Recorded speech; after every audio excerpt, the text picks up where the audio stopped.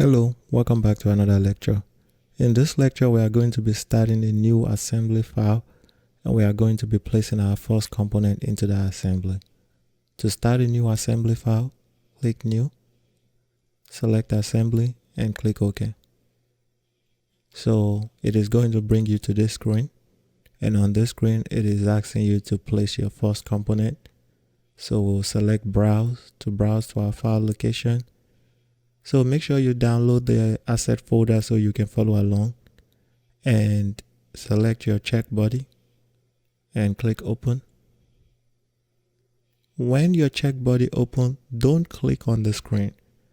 The reason why you don't want to click on the screen is anywhere you click on the screen, SolidWorks is going to place that component there and it is going to fix it.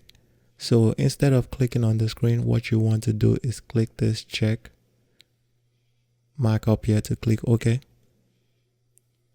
And when you select the check mark, now your first component is fixed around your planes and your origin point, and that's what you want.